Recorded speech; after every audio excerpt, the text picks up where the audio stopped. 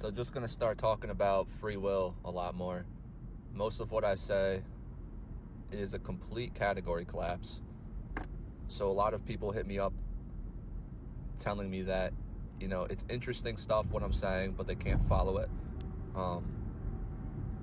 More lived real life examples would help. Here's the thing is that everything I'm saying is my real life, and it's now. It's happening. I know it's not always concrete, but that's not due to a lack of, I guess what I'm trying to say is there's nothing to grab onto here. It's not a new process. It's not a new system. I'm not trying to teach anyone anything. I'm not a guru. I'm not starting a religion. I'm not trying to evangelize and bring people to Jesus. I've noticed a structural invariant in claim making itself, the way that human cognition actually operates, the way that reality unfolds, unavoidable structural consequences from this, all of which are outside of your categories. And it's super trippy because you're never outside of anything. So what I'm really saying is that all of your categories are false binaries. Right versus wrong, moral versus immoral, epistemology versus ontology, God versus man.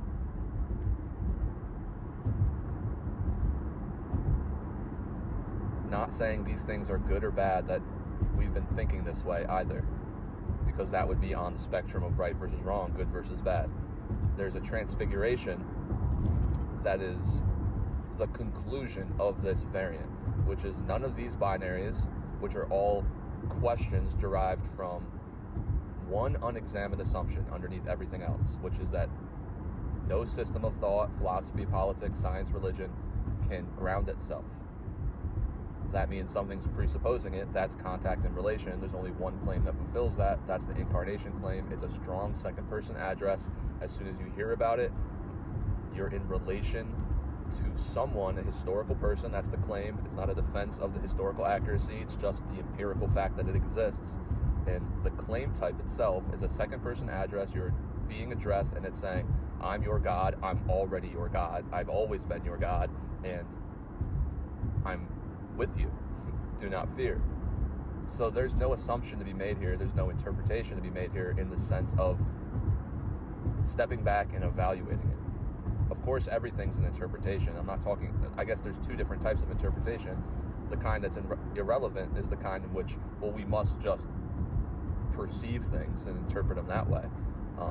But obviously, the interpretation I'm talking about is when people add symbolic, semantic meaning on top of a source claim, right? So I'm not talking about doctrine. I'm not making a theological argument. I'm not making an argument. I'm pointing to what a claim does, the same way you would point to Harry Potter. What's that book doing? Alice in Wonderland, The Wizard of Oz, just pointing at things and being like, that's what that story is doing. Before an interpretation. And the reason it's so destabilizing is because when I do that in the Bible, philosophy, religion, it collapses something that you didn't think was possible.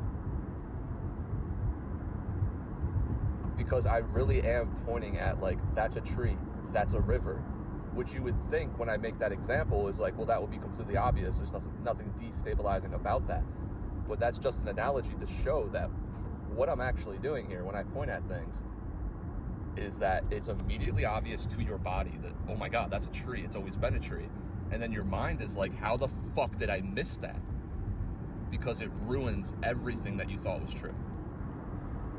And so it feels like this complete collapse. It feels like death. Not what you're conceptualizing, though. It happens so quickly. It's in your body. Your nervous system needs to feel safe. It needs to feel reception. It needs to feel love. And, I'm no saint. I'm not another Jesus. All I'm saying is that this logic I'm demonstrating here, relational ontology, this finger pointing at it, this hand that's holding up a seashell, what I'm trying to show is that it's not mine. It's a universal law, and it just is, because it's not interpretive. You don't assume it. The claim of incarnation, you hear about it, you're in relation to it. Do you accept that this is true, or do you not? There is no coming to know it. He just says, I am your God, I am with you. So yeah, it's completely absurd, but I'm not saying it makes it a better belief, or it makes it make sense in in the way that your conceptual framework is formatted currently. See, this is the trippy part about it, is that's the ground, right? That's what I'm saying. That's the conclusion. And it's the logic for how I'm able to point to these things. But then what I'm doing is going into every other framework and just asking fair and honest first principle questions like any philosopher should. And here's the thing. What I'm revealing is every single framework besides incarnation is incoherent, cannot stand on itself, and just hides the fact that there's this structural gap where you cannot have identity, wholeness and unity, and then a coherent moral system unless there's a personal address. See, what I'm revealing is that Jesus really is the Lord of everyone, and that it doesn't matter if you don't recognize it. That whatever you believe in, agnostic, mystic, Buddhist, Muslim, atheist, is still a belief, still has rules, still has practices, still is something you're identifying with as a worldview. Even if you're someone who doesn't identify with a worldview, that's your identity. You cannot escape this. It's all relational. And if you get asked the questions, which I will ask you if you want to engage with me, I'm not going to say you're wrong. I'm not going to say my belief is better. That's not how this works. All I'm going to do is ask you fair and honest points of distinction, because language is sloppy. Definitions are sloppy. When I talk to these Buddhists, when I talk to people in Zen, when I talk to people into the whole New Age world, when I talk to people in institutional religions, non-dual,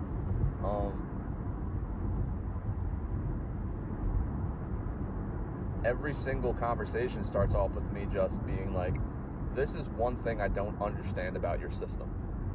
I'm just asking a structural question in order to gain coherence. They clarify it for me, always with all of this language. And what they're expecting is then to have that framework basically be established within their worldview. But most of the time, they're including vague language that requires additional clarification because they're smuggling in normative claims. They're making leaps without even realizing it. So I just keep asking questions, and here's the thing, is most people just keep clarifying it, thinking that, okay, this guy doesn't understand it, now he's getting closer to understanding it. But what they're actually being asked are questions they've never been asked before, and it's running out of room. These pyramid structures, they're running out of air. Eventually, you run out of language. You run out of a next thought to think if you engage with me long enough, because you can't answer the invariant. And it exposes the fact that this thing isn't what you thought it was. And then everyone basically has a choice to run away from that or just continue being like, okay, that's a thing now. What now? Again, I'm not teaching you, I'm not pushing you into anything, I'm not fucking trapping you in my basement. This is just little baby Harry Potter on your doorstep. See, this shit's like the Sorting Hat.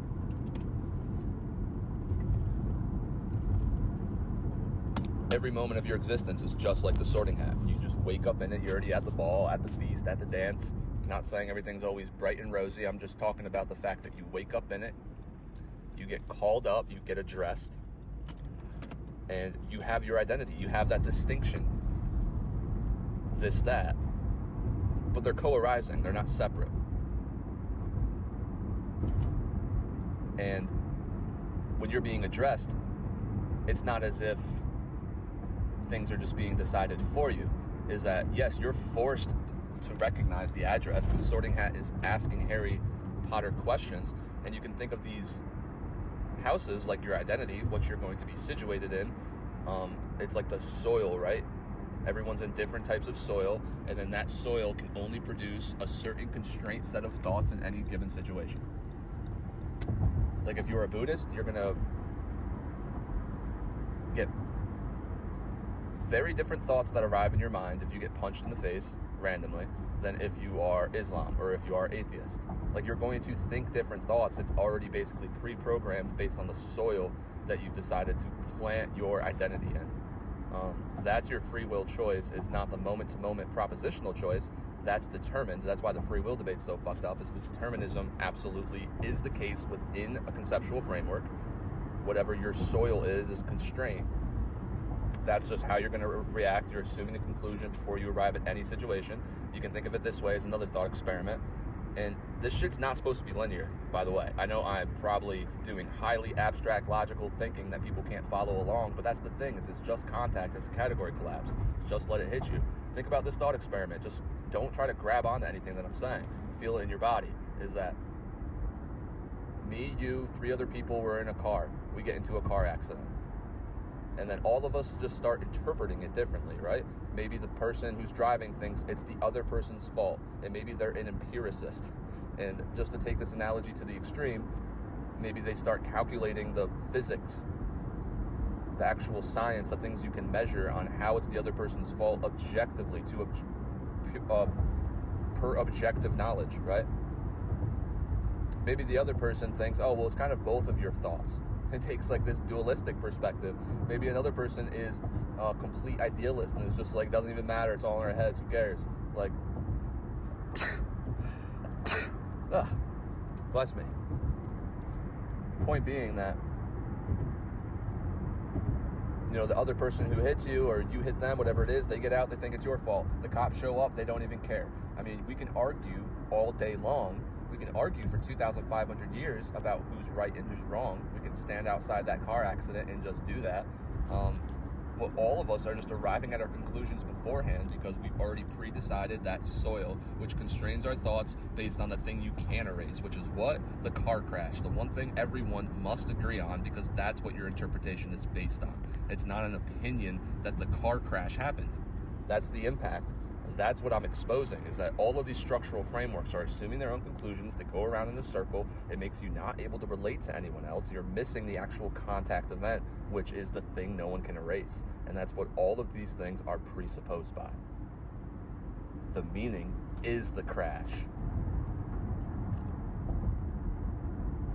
Understand that no one recognizes that. Everyone thinks their interpretation is the meaning of it. But that is something that was given to you as well, in the exact same type of way. The sorting hat.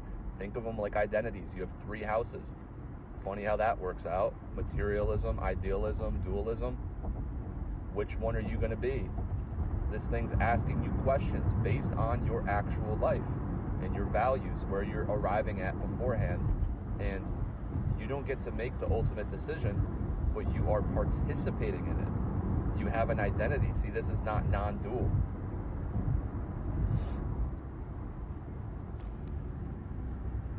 And this is not some cute metaphor. Obviously, I'm exposing the fact that the historical order is reversed, is that contact and relation happens way before words and concepts.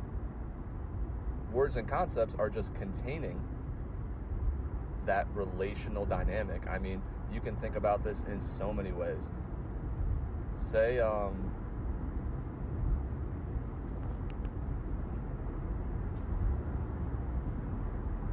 you're at like a restaurant and you see a couple and the guy's like being real mean to his girlfriend. He's kind of blowing up at her.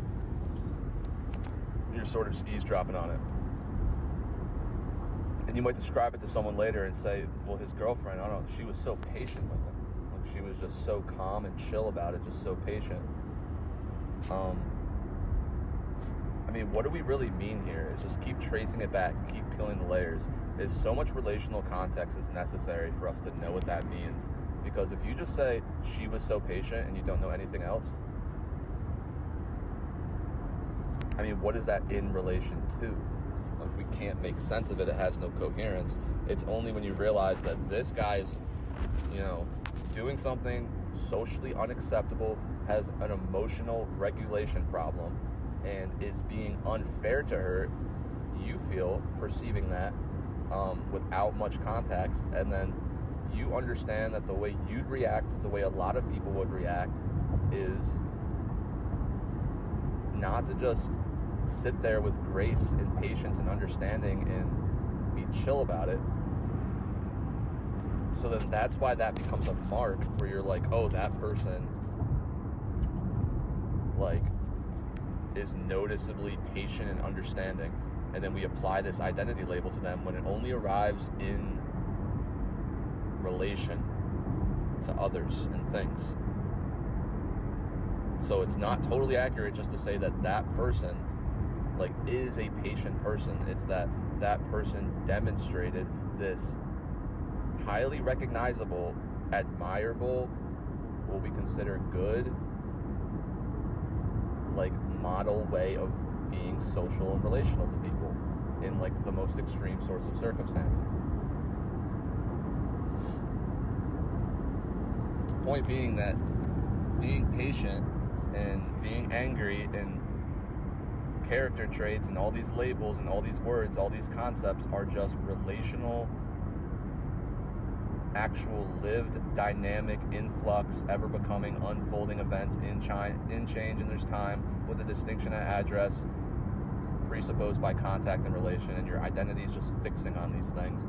So I'm not saying that it's bad that we have all of these schools of thought, that these structures that I'm calling circles. I'm just saying they're not doing what they're supposed to be doing, and the entire point is this: to exhaust human self-reliance and then realize only one claim fulfills all the things that your system actually wants. So if we think about the free will debate, like I sort of mentioned, is that determinism is just this idea that you're in soil, already pre-decided, and then whatever then arrives, a car crash, someone yelling stop, someone yelling go, a baby crying, what's happening in Gaza, whatever happens is already predetermined. You're already constrained to think certain thoughts. And just like that car crash, the thing you can't erase, you got picked into that house just like the sorting hat, whatever you're identifying with. You can think of worldviews, agnostic, atheist, religious, whatever you are, as this big buffet, right? There's this restaurant, and you walk in, and you walk to each dish, and you haven't tried it yet. And in front of each dish is the person who's proposing that. I don't know, Descartes, Kant, Buddha. They're in front of their dish.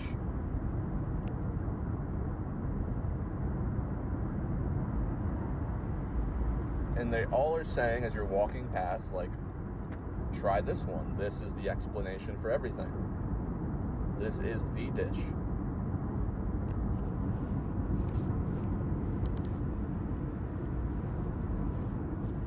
But they're all just presupposed by this structure of the restaurant itself, of the buffet itself, of the fact that you walk up to the buffet line, you're like, which one should I choose? All of that needs to happen first in order for those dishes to even come about, is my point. And so none of them are true claims, as they say. None of them are anything other than echoing descriptions of what is already happening from contact and relation. So you're just going to be incepted into one of those, and therefore it's given to you. Point being, when you get in a car crash later and you start interpreting it in this certain way and think you're the one arriving at it, giving all this meaning, being a super rational, reasonable person, you can be damn sure that that is just because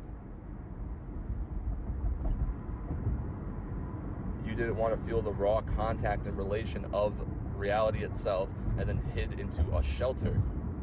Not because you meant to do it, because you didn't know this. You didn't realize that everything's obviously being given by contact and relation. So when you identified with one of these frameworks, It wasn't you doing it. It was not knowing this is being given. So the recognition becomes, oh, that's me interpreting this. That's totally me, like, understanding my way through these things. But that's not even a thing that ever happens in reality. You never have a subject unless it's observing an object. You never have an object unless it's being observed by a subject. It's never happened any other way. That literally ends the whole Schrodinger's cat thing. It just does. So whatever dish you choose, that's going to be your worldview. And I'm not saying that you're not subject to change. The whole point is that you do have identity, and something new is always trying to break in. So yeah, you can get in a car crash and get retrieved through this interpretive framework, but the whole point of reality is that genuine contact, genuine address requires an openness to change, and you will be changed. Because in order to actually receive genuine contact from another human being, you have to not be within your interpretive framework. That's my whole point. When I released the whole with thing, the first article, perfect example is that I had two Christians reply back. One was Orthodox Christian. They believe in theosis, this sort of spiritual warfare in order to have direct communion with God. And then they're also defending the perfect, oneness, sameness of God, the eternal Holy One, right? In an effort to defend that, they sort of smush the paradox by separating it, break it up, and this guy responded to my article, which is the denial collapse method, the absolute logos of the with, which only points to Christ, and is like, well, you're skipping a lot of spiritual warfare. He could only interpret my article.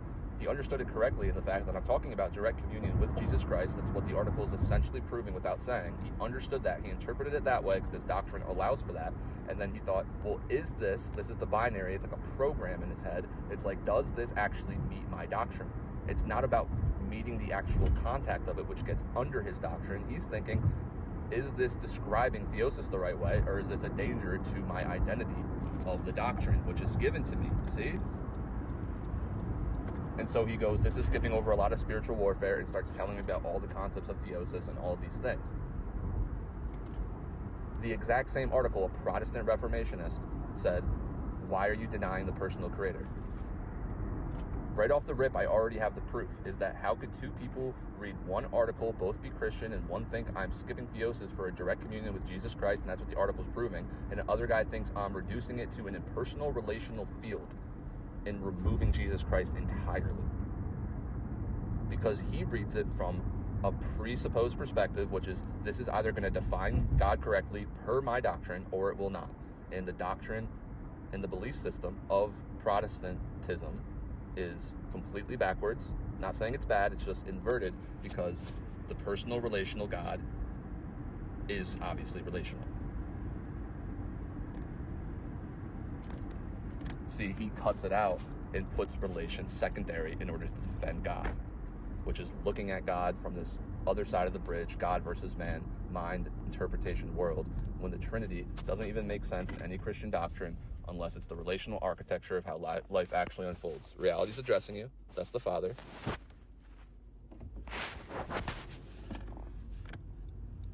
You never think through anything. If I say boat, whirlpool, wave, sand, Empire State Building, airport, planes taking off, snow on the ground, fire hydrant, you don't interpret your way through any of those. You immediately know what I'm saying because the contact's hitting you. It's just raw sounds, words, shapes, patterns that your body's recognized a million times.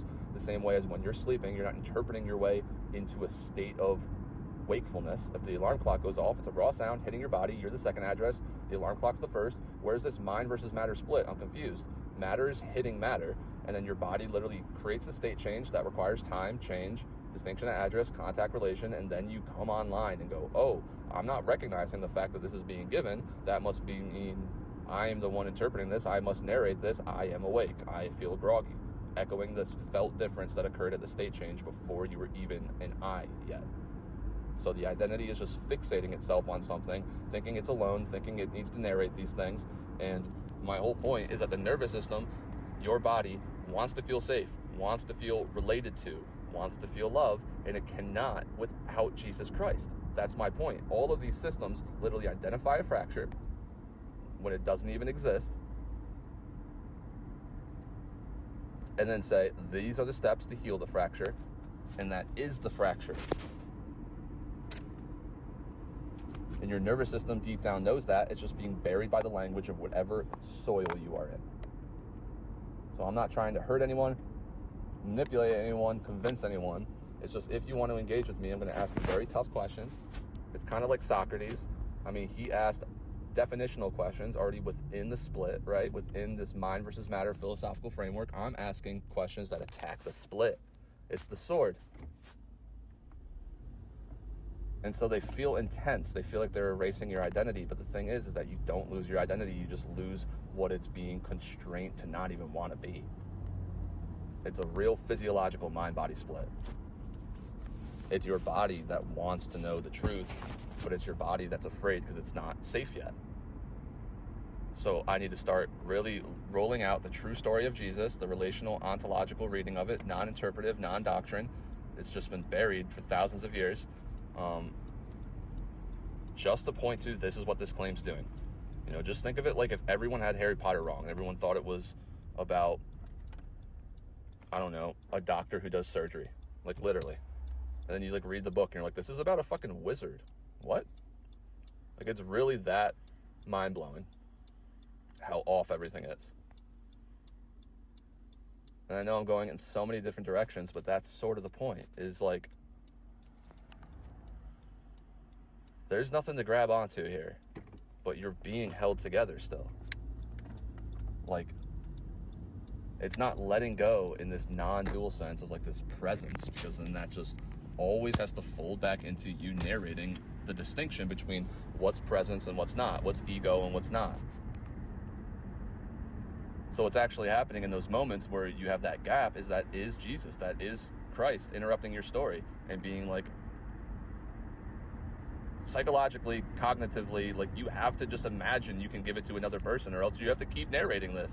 And then that's what your nervous system doesn't want to do. It wants to know that it's being given life because that's what's actually happening.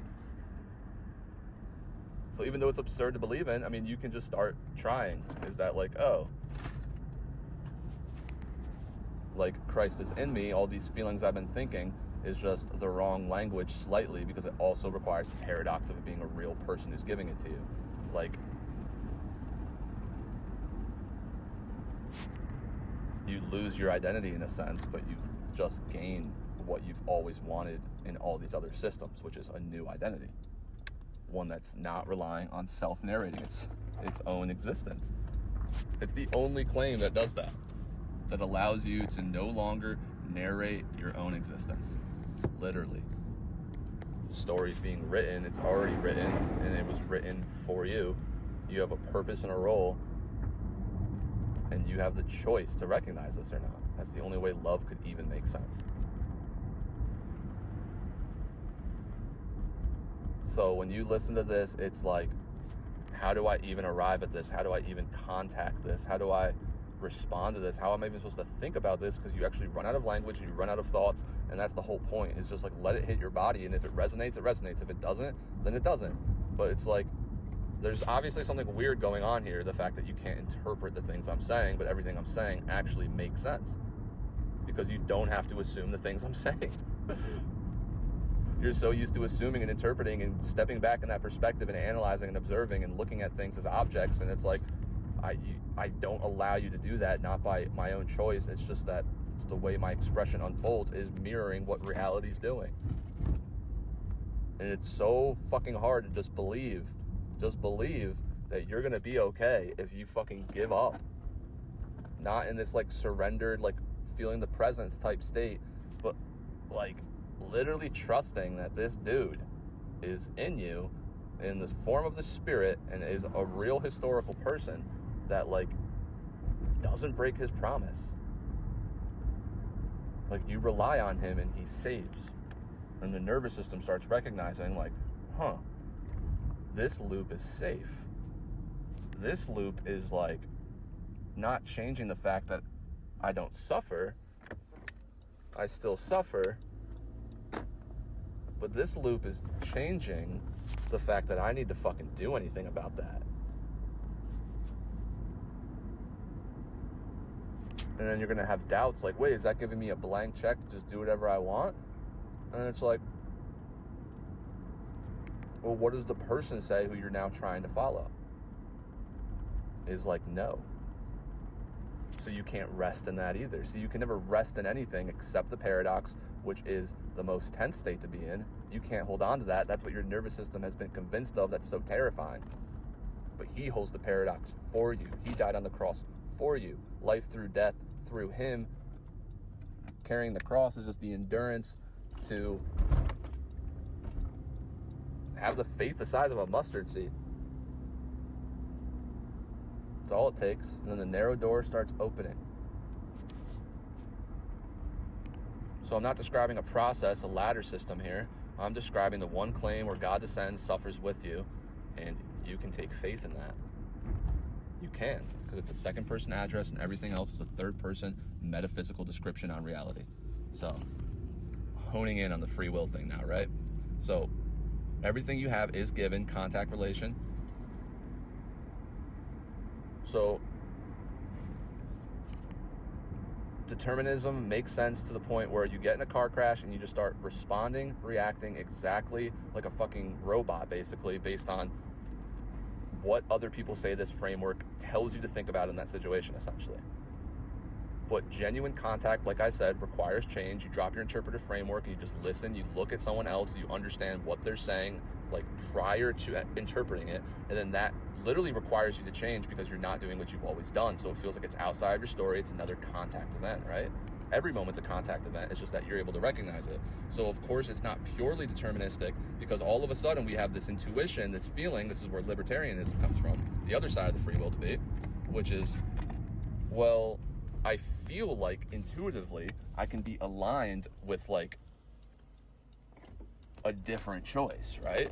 So you're feeling constraint all the time because you are. You get in a car crash and you start thinking like an empiricist, let's say.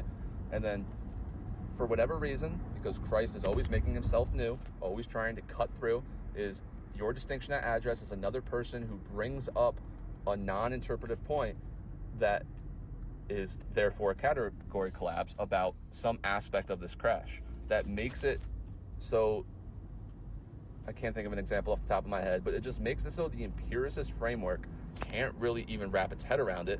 And I'm not saying you're walking around thinking, oh, I'm an empiricist, I need to think this way, which is why the whole point is that all of a sudden you might get hit with that contact, realize, oh, that's actually true, that's my intuition, I'm gonna like understand what this person's saying and respond back, and now you're not operating within some interpretive framework that has this constraint set. So that's where the whole libertarian aspect comes from. But obviously determinism says everything's just determined. So in a sense it is, right? So in their sense of free will, that's actually correct, because their idea of the free will debate is basically within the epistemic thinking, these propositions like when a car crash happens, is that just going to be based on how you react based on all the things that happened before, this causal ball and chain, and like your genetics and all the relational contexts? Like, it's just like one day maybe we'll find enough science, enough computer programs to be able to track every single way and predict you will react to a situation, right? Well, maybe we'll actually be able to do that, but that's just explaining what is happening. That's not saying that things are actually determined in the way that they want. That's the thing. But in the way they're thinking about it, which is a false binary, that life is cause and effect only. No, life is relational. Reality is demanding recognition 24/7. So it feels like cause and effect from the split perspective when you're measuring time, but time is lived. That's the paradox. Again, not saying measurement's bad and we should do away with it. I'm just saying that like primarily time is lived first, and then we can measure it as an option. That's my whole point that I'm making, is all these things pretend to be the ground, but they're not. They're optional semantic, symbolic layerings to help us shine a flashlight on what's really happening here. But they pretend to be the flashlight. That's my point, and that's what I'm eradicating. So determinism just collapses into one side of it, like all of these debates do. They can't hold the paradox because there's no personal address in their soil.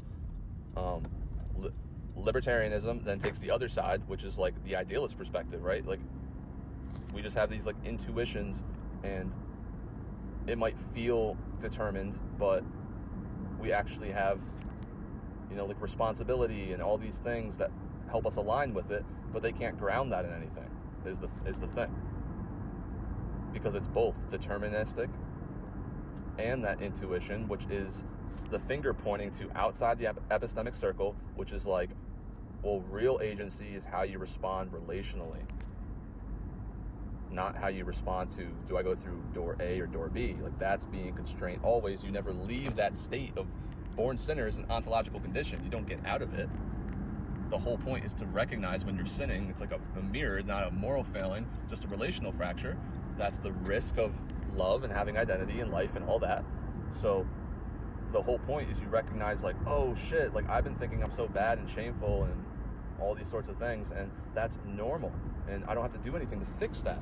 Me recognizing that is the truth itself. I only know that because of the claim of Christ. That means it's outside of my story. You turn back to him, thank him or something, or just be honest. God always knows what's in your heart, so like your body's just always wanting to tell the truth, and your mind's like punching it down, lying, trying to like escape these bad feelings, and you need to be able to give them up to someone. That's why you can never actually dig underneath all the shame and pull it out. It's because the fact that you have to live with that and narrate it constantly is what's actually creating it. Not in substance, just as a perceptive issue. And so once you realize it's just a perceptive issue, all based on authoring your own existence, you give it up, give it to someone else. It's like not going to feel great, but you just know, like, oh, like I don't have to like repair this. I'll just take faith that it will get repaired on its own, only through faith in Christ. Then recognize this is coming outside of my story. Now you're in the correct ontological order. Your nervous system literally starts rewriting itself from the inside out, outside to in, inside to out. You start holding the paradox in your neural system, literally, because it's him holding it, and now you're recognizing him as your Lord. He will not just force his way into your body and start making things new and perfect for you in this total coherence, because that's not love. That would be force. But that's all he wants to do. So he's always trying to punch through your framework and be like, I'm Jesus, I'm here, give it to me, and everything's going to fucking work out beautifully. Just love each other. The relational choice, not an ought or should. All the morality just flows downstream from being ontologically true. So, like,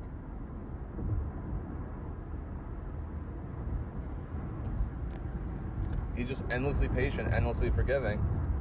And that was the whole point of incarnation, to show the full revelation of God's character is that way, which requires you to then read the whole Old Testament backwards through the lens of this is God, this is always God, the prodigal son. And then you just have nothing to attack anymore. It's just the God of pure love, the only one that is that, only one to take you out of infinite regress. It's like, why not just try it? There's nothing to lose. It has nothing to do with doctrine, nothing to do with belief. It's just your own framework begging for a personal address to give the shit up to, get you out of self-authorship. The other field in the free will debate, always trying to smush them together, is compatibilism. So they try to take both, right? But it itself just doesn't make sense because it can't ground itself. No impersonal category, no impersonal framework can just hold the paradox because it's not able to ground itself. It's just a circle. So all of this is pointing to the fact that this multiplicity of interpretations, that's the blind spot. That if you look at our lexicon and our definitions of paradox, all of them are defining paradox as a lack of understanding that we should try to figure out, which is the contradiction. Like, all of them include language in the definitions of, like, seems like a contradiction, but, which doesn't make any sense, because things don't seem like a contradiction. Like, something's either a contradiction or it's not. It's a self-canceling statement. So to call something a seemingly contradictory thing, but it's not, isn't a paradox, that's a contradiction. Because you can't call something seemingly contradictory if it's not contradictory. It's just not a contradiction, it's a paradox. That's why there's two different fucking words. So a paradox is two states being held together in irreducible tension, literally inverting each other orthogonally, and they cannot be reconciled by human will or effort. That's what a paradox is. Literally cannot be reconciled by your human conceptual framework. It cannot be. The whole point is to exhaust all conceptual frameworks.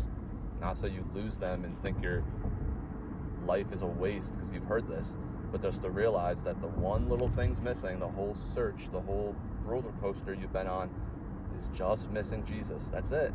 You just import him into your language and then everything just folds in. You don't need to do doctrine. You don't need to go to church.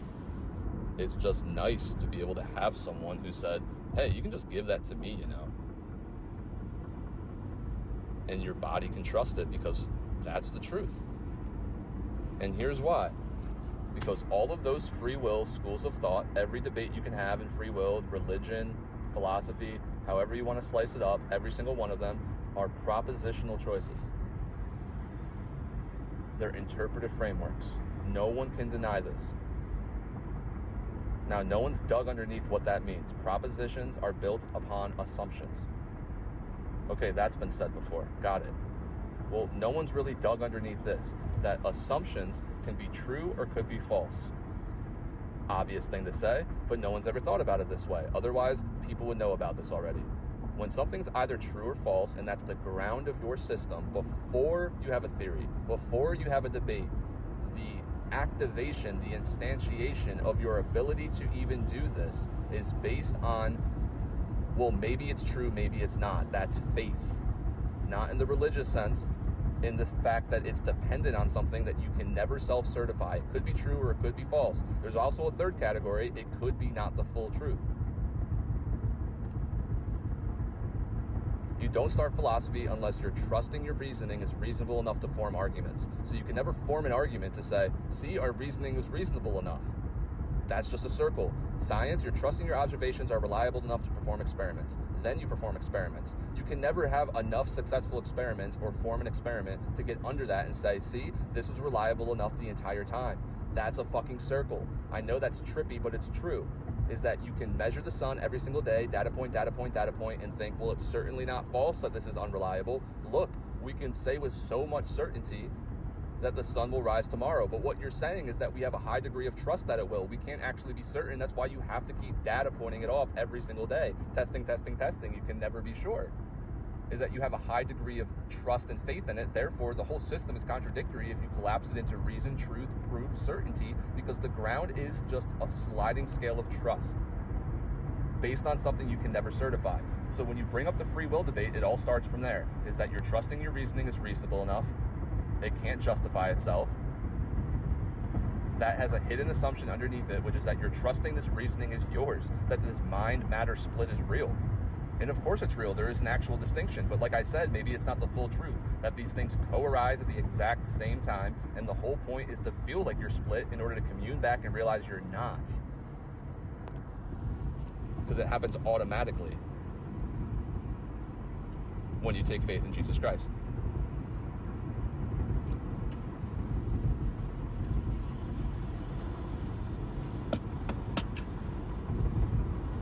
See, I call it epistemic faith because that's what it is.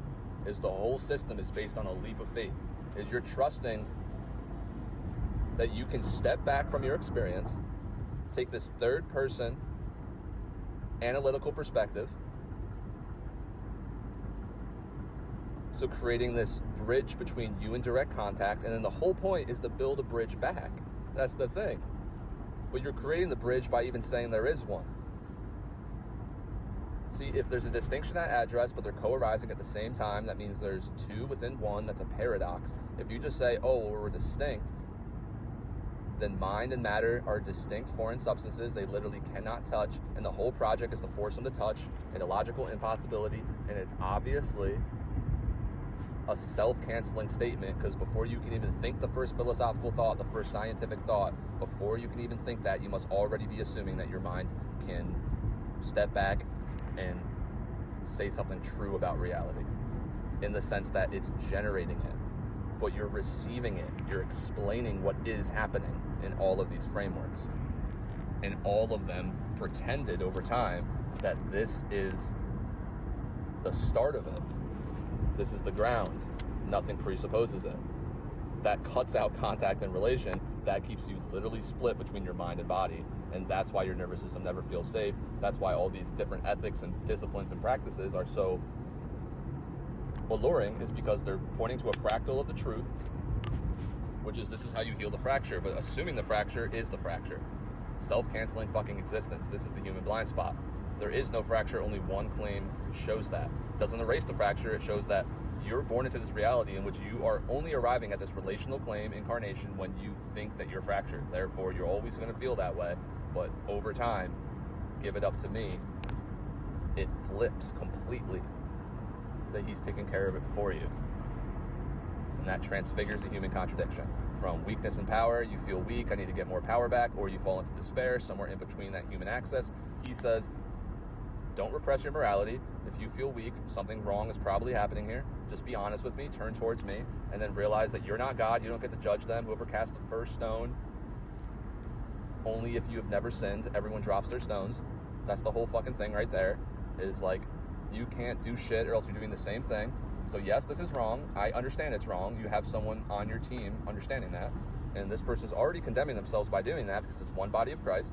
So you don't have to repress it. You don't have to just notice in a detached perspective, is that you have a direct relationship with Christ, belief in Christ, and all of a sudden this thought pulls you in. That's grace of salvation, in which you can just walk away and forgive that person. And then the hardest thing to do as a Christian is to love your enemy. That doesn't mean from a distance and looking at them as like, oh, well, they're just not Christian, they don't get it. It's like, no, literally looking at them as a human being, because that's what Christ is saying to do, and being like, well, if they knew what I knew, if they understood this loving God, they would never do that to me. So like, I don't pity them, but I, like, despite this anger that I'm feeling for being wronged, I'm being pulled into this grace container, which is like, I'll just love them.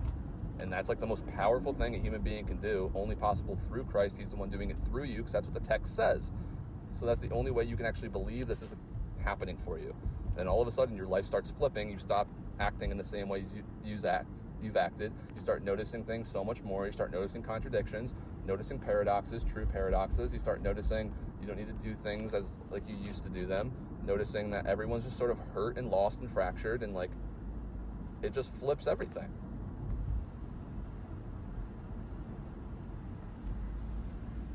But like I was saying, that these are all assumptions. Could be true or could be false. That's faith itself. Every single system grounded in faith itself. So you're trusting and can never prove that you can formulate some sort of free will argument. But the whole point of this, seeing the paradox as a contradiction, is that you're trying to reconcile something with your human will or effort, this reasoning, that literally can't be. That it can only arrive to you in total coherence from him, because everything's being given and you just can't escape that. So going into the free will debate, Christ is working through you. You're going to get intuitively on the right fractal of truth on one axis of it, which is like, oh, this is all determined within our framework. So it's always coherent inside it. That's why this whole Gödel thing works out perfectly, and I did it from the inside out. It's so coherent to mathematics, is that from the inside of it, it's never contradicting itself.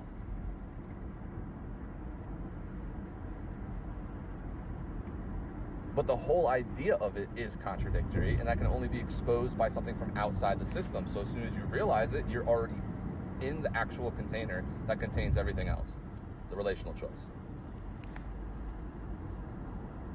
That's the trippy part. So determinism is based on faith itself equals a determined sort of perspective on life. And then it's just different language. Faith itself battling faith itself, pretending it's not, because it goes against two different schools of thought which are doing the same thing. Neither of them can justify themselves. They come up with fractals of the truth, trying to reconcile the paradox, and just take all different sides of it and try to distinguish it and split it up when it's all one thing being given to you, literally. Now, how this is a formal relational tautology and you'd have to deny all of logic itself to not rock with this is as simple as this, is that every single free will debate can be reduced to the fact that it's architecturally, structurally, mechanically, grammatically, a third person metaphysical description, a model of reality. That's the grammar, that's how you hear about it. You have to trust a mind, a human being, and their interpretation. You're interpreting their interpretation of the world, which means the mind is separate from the world and remote viewing it. This is how you think about the world. This is the right way. This is like the arguments, right? So it's your mind trusting another mind, which made an interpretation. You're interpreting that to form your own worldview. You think you're arriving at it. See, it's a whole ontological structure of being a parasite on top of the fact that this is only occurring in real life by you being in a philosophy class maybe, and the words are flying off the screen and hitting your eyesight. That's happening first. Your body's trying to recognize it the same way it recognizes an alarm clock, means wake up. It's just retrieving you into other lived experiences being contained by words and concepts, which are just containing and reducing and compressing what's actually always happening.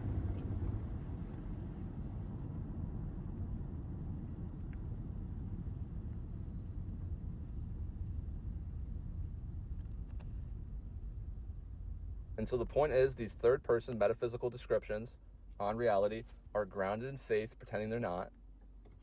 So the ground of every single system is faith itself.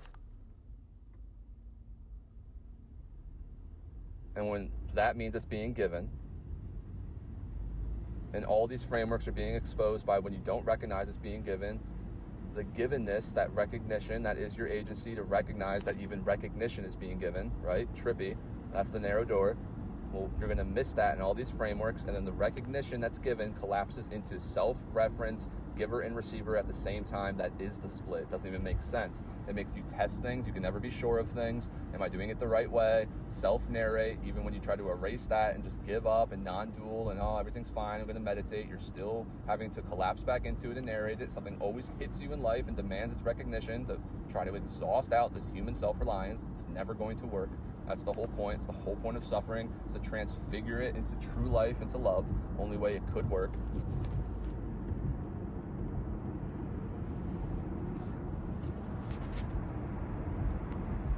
And then there's one other claim in human existence that's not propositional. Not talking about doctrine, not talking about theology, not making a religious argument. I'm talking about the Gospels themselves, which got parasited on top of by doctrine and religion. But that doesn't change the fact that a car crash happened. I'm not talking about the people in the car and what they decided on. And when I say these things, people think, oh, you're just in the car giving your own interpretation.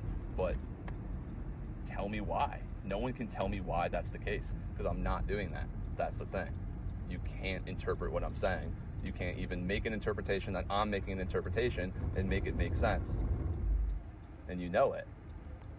That makes this a relational tautology, because the claim itself is not a third-person description. The incarnation claim is that some historical person named Jesus Christ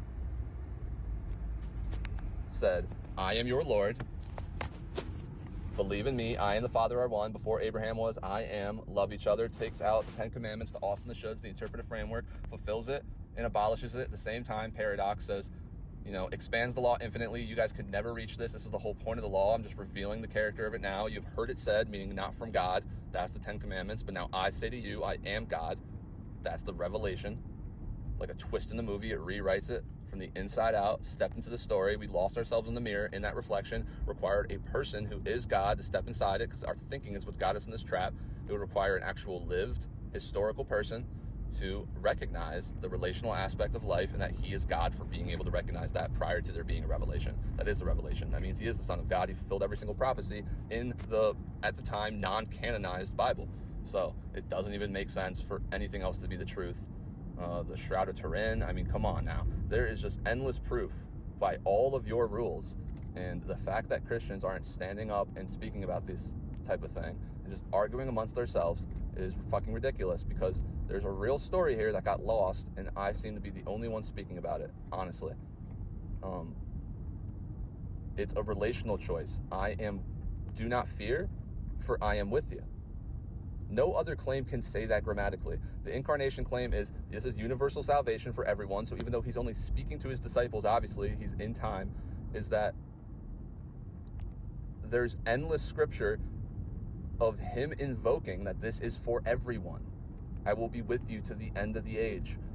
So anyone who ever hears these words, which are written from a literary standpoint, you can't lie about the claim, whether you believe in it or not making a historical argument on its accuracy. I'm just saying the claim type is that this is an eyewitness account, 4 different eyewitness accounts of his life, death, ministry, resurrection, and it's a historical autobiographical account. That's what it's written as. Of course, it's labeled theology because there's supernatural things that happen, but it's written to be like, this is a historical account.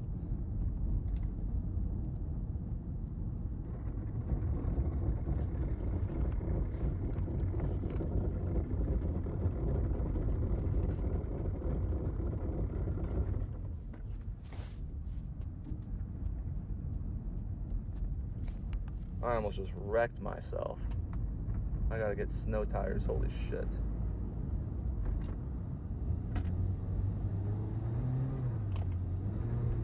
Let me up this hill. Let me up this hill. I did not know it was gonna snow. Come on, baby. Come on. Come on, Jesus. See? See, he always protects you. See? Anyway. Listen. everything you can ever believe in, I'm now redefining the free will debate, right? Anything you can ever believe in is a propositional choice, which is an ontological structure of mind interpretation world. Even if you try to erase that from within it, that's where you're starting at.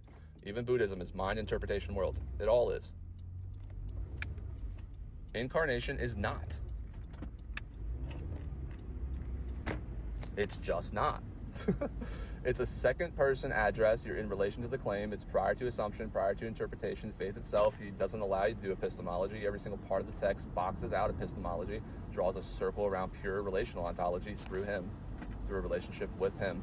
So Jesus is able to draw a circle around every propositional choice ever. That's the entire free will debate, just reduced into a propositional choice, and says, choose that or choose me.